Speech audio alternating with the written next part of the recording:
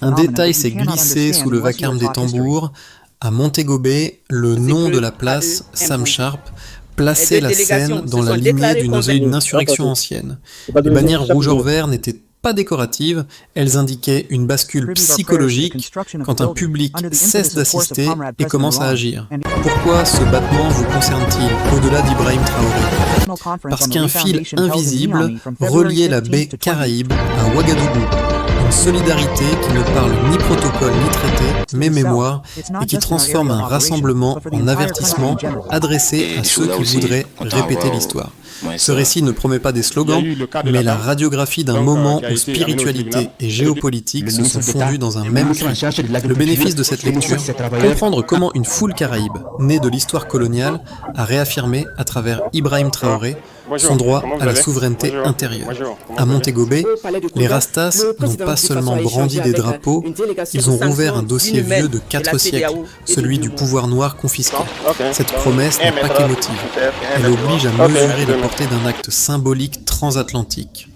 Quand des descendants d'esclaves applaudissent un dirigeant africain défiant Babylone, c'est tout un équilibre mental et politique qui vacille. Ce que nous allons voir, c'est comment ce lien spirituel s'est mué en message géostratégique, porté non par des chancelleries, mais par des tambours.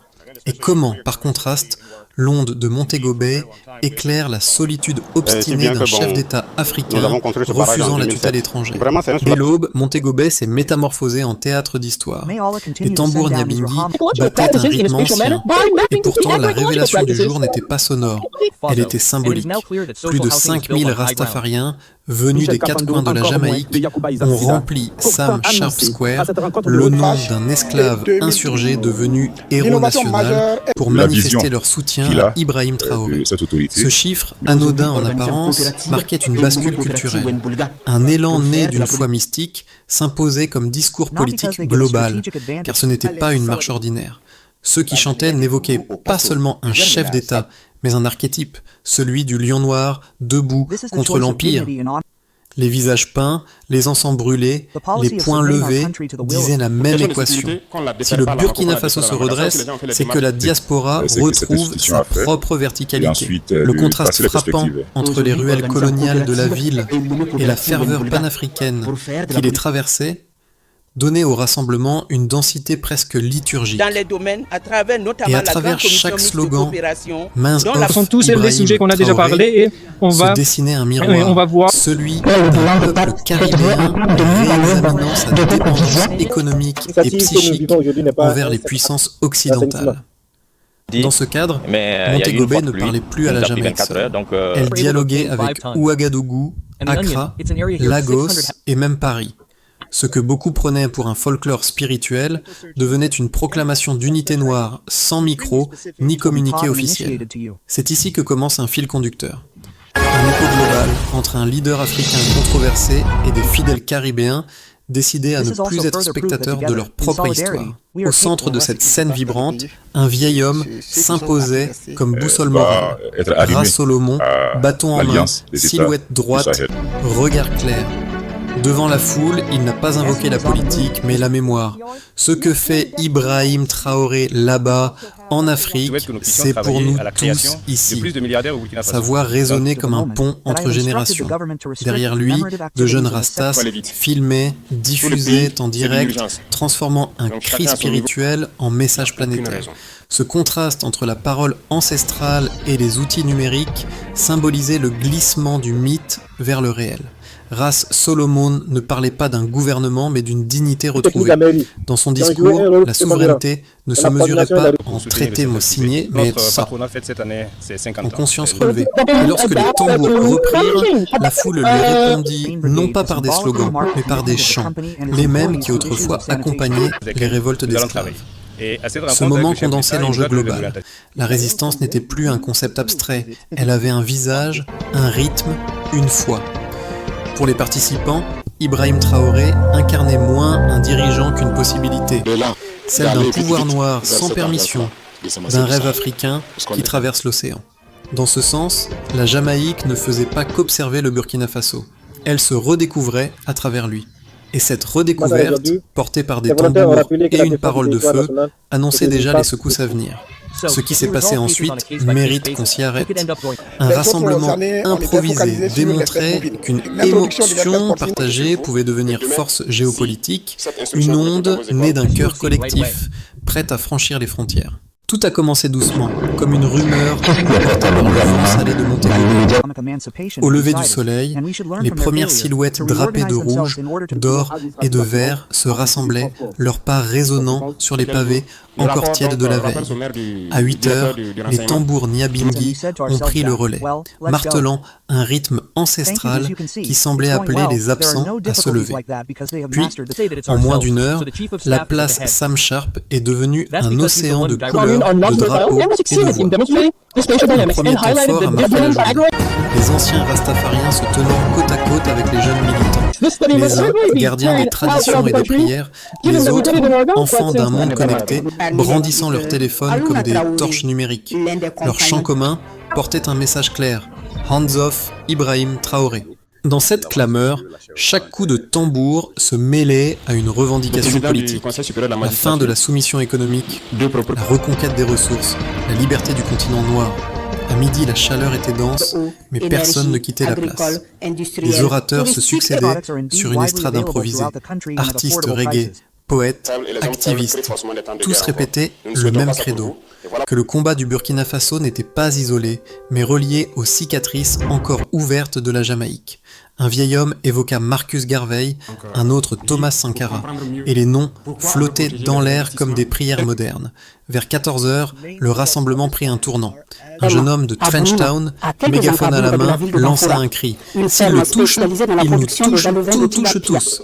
Cette phrase, simple et foudroyante, fit basculer la foule. On vit des larmes, des poings levés et des sourires traversés d'une étrange sérénité. C'était l'instant où la protestation devenait serment. Puis, lentement, la tension se transforma en énergie calme.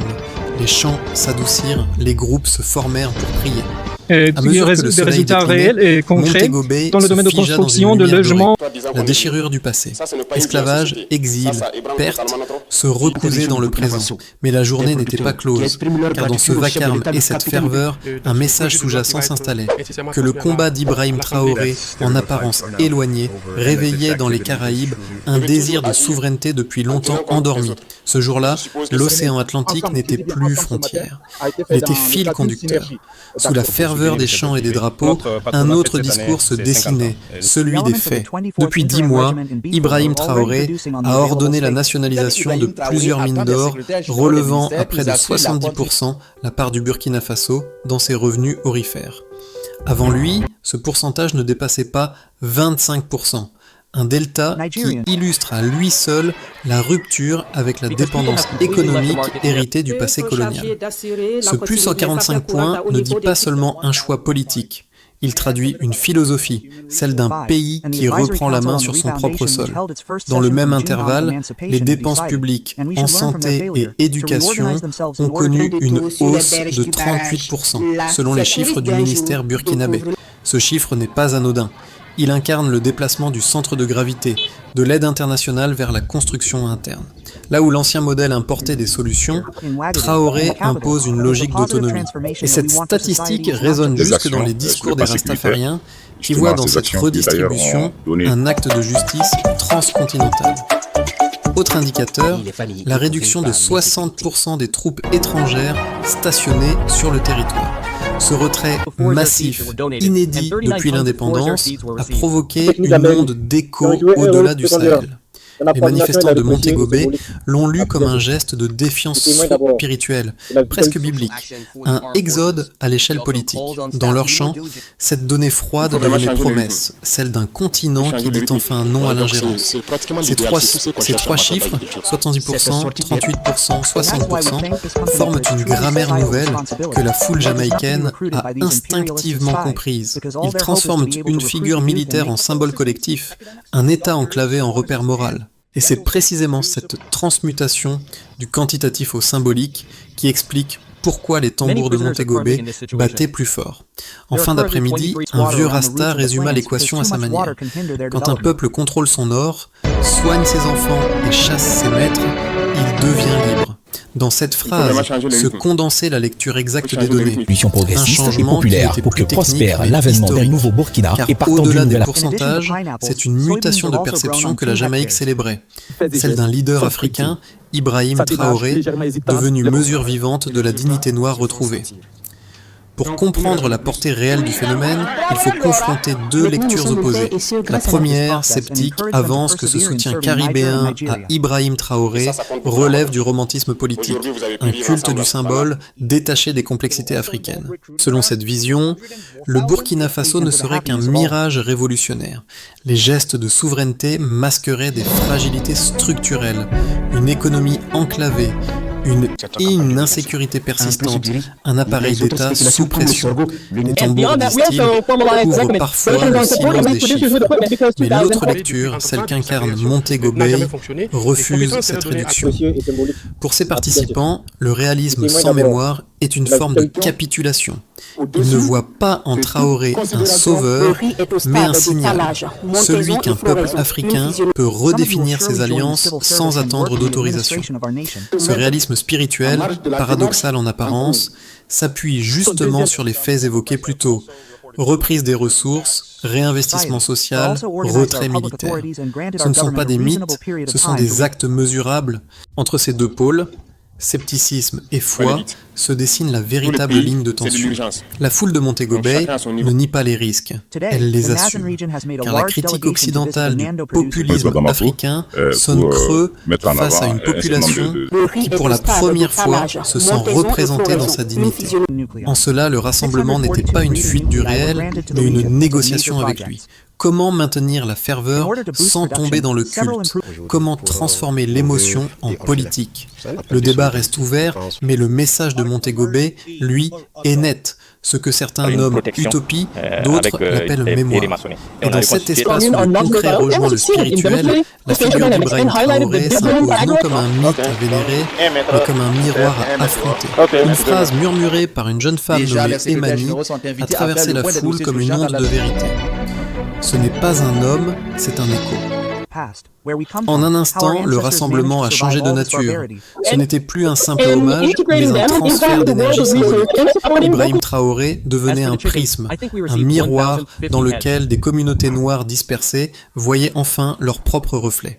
L'Afrique et la Caraïbe, séparées par des siècles et un océan, s'accordaient sur une même fréquence, celle du refus, refus du fatalisme, refus de la dépendance, refus du récit imposé.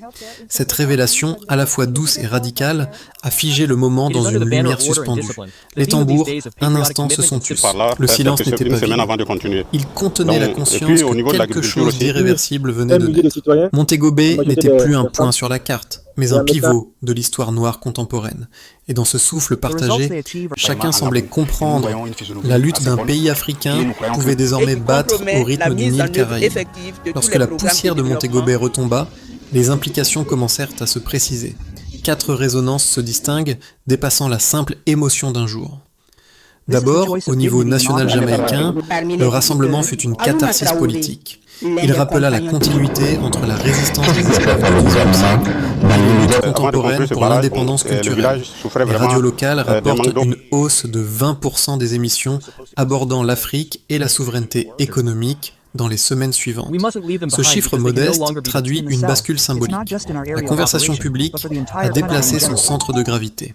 Ensuite, à l'échelle de la diaspora noire mondiale, les vidéos du rassemblement ont généré plus de 3 millions de vues en 10 jours sur les réseaux panafricains. De Toronto à Accra, des communautés ont repris les chants et hashtags jamaïcains. La diaspora s'est reconnue dans ce langage simple, touchée à un leader africain, et le monde noir se lèvera. Un code d'alerte, un cri de fraternité. Au niveau nord-atlantique diplomatique, la figure d'Ibrahim Traoré commence à être perçue non plus comme une curiosité militaire, mais comme un acteur culturel capable de mobiliser au-delà des frontières. Le parallèle entre Sankara hier et Traoré aujourd'hui alimente des notes internes, des débats feutrés sur la résilience du panafricanisme. Ce réveil dérange autant qu'il intrigue. Enfin, au niveau local africain, au Burkina Faso même, la nouvelle de Montego Bay s'est répandue comme une bénédiction. Des radios communautaires ont diffusé les enregistrements du rassemblement évoquant l'union des tambours. Pour la jeunesse burkinabé, ce soutien caraïbe agit comme une validation. Leur combat n'est pas isolé. Nous ne sommes plus seuls, disait un étudiant à Ouagadougou. Ces 4 plans s'entrecroisent pour former une matrice d'influence inédite. L'émotion se fait politique, la mémoire devient diplomatie, et un leader africain sert de catalyseur à une conscience transatlantique. Ce qui s'est joué ce jour-là n'était donc pas un simple hommage, c'était l'esquisse d'une géopolitique du peuple noir. Et dans cette orchestration spontanée, Montego Bay est devenu, sans mandat ni budget, la capitale symbolique d'une Afrique sans frontières. À partir de Montego Bay, 3 trajectoires possibles se dessinent pour le mouvement qui entoure Ibrahim Traoré et l'élan panafricain qu'il incarne. Dans un premier scénario, le Burkina Faso continue d'affirmer sa souveraineté sans rupture majeure. La Jamaïque, par le biais de ses réseaux rastafariens, établit des ponts culturels, échanges artistiques, programmes éducatifs, initiatives médiatiques. La solidarité devient structurelle, tissant un tissu d'action modeste mais durable. Le ton reste pacifique, mais la cohérence s'impose peu à peu comme un modèle d'inspiration. Dans un second scénario, plus optimiste, le message de Montego Bay inspire d'autres îles des Caraïbes. Des marches coordonnées voient le jour à Trinidad, Haïti, Sainte-Lucie. Les réseaux sociaux amplifient l'élan. La diaspora noire s'organise en plateforme de plaidoyer global. L'Afrique et les Amériques renouent par les citoyens, non par les États. L'image d'Ibrahim Traoré, relayée comme celle d'un nouvel héritier de Sankara, devient moteur d'un dialogue sud-sud inédit. Dans un troisième scénario, plus pessimiste, la ferveur initiale se heurte à la fragmentation interne. Querelle de leadership, récupération politique, désinformation. L'émotion se dilue, les slogans se vident. Certains acteurs extérieurs exploitent le mouvement à des fins partisanes. La flamme s'affaiblit, laissant place au cynisme. Mais même dans ce reflux, un acquis demeure. La conscience d'avoir touché, ne fût-ce qu'un instant, la possibilité d'un monde noir uni. Dans ces 3 cadres, guerre farouche contre les groupes armés terroristes, véritable support des puissances néocoloniales. Le panafricanisme du XXIe siècle peut-il naître non des sommets, mais des places publiques? Montego Bay a offert un brouillon. À ceux qui l'écoutent encore, les tambours laissent une injonction simple. Ne laisse pas le rêve redevenir silence. Au-delà des discours et des chiffres, Montego Bay fut avant tout une expérience humaine. 3 strates d'émotions s'y sont croisées, révélant la profondeur du moment. D'abord la mémoire. Les anciens, cheveux gris, visages burinés par le sel et le soleil, portaient dans leurs yeux les fantômes de leurs aïeux. Chaque tambour, chaque prière murmurée sous le vent caraïbe semblait appeler les noms effacés des ancêtres réduits au silence. Ibrahim Traoré, pour eux, devenait le descendant symbolique de tous ceux qui n'avaient pas eu le droit à la parole.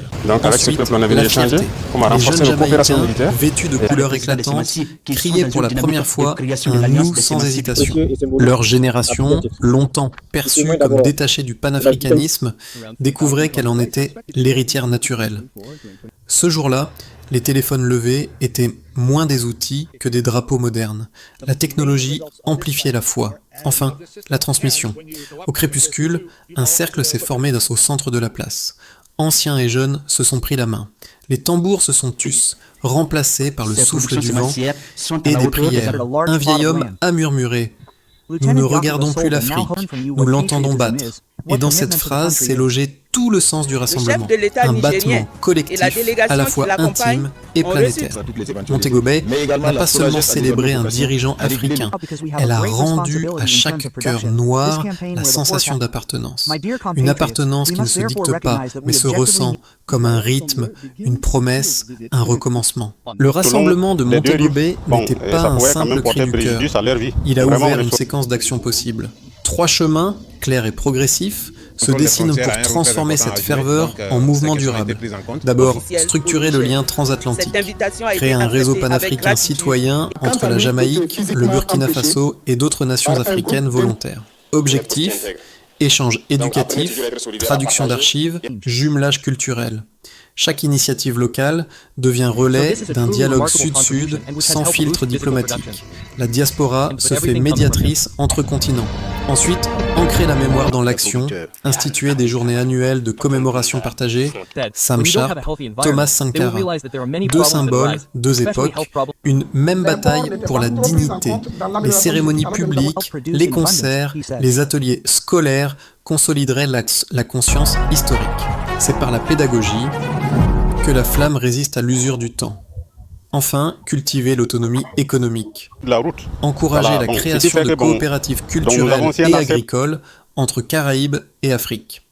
Former les jeunes à la production indépendante, musique, artisanat, numérique. L'esprit de résistance se traduit alors en prospérité partagée. Ce plan, bien que modeste, répond à la logique même d'Ibrahim Traoré. Bâtir sans attendre l'approbation extérieure. Ces trois étapes forment un schéma concret pour prolonger la vibration de Montego Bay. Elles ne promettent pas la perfection, mais la cohérence. Et plus profondément, elles posent une question. Si l'Afrique et sa diaspora marchent ensemble, qui pourra encore définir leurs frontières ?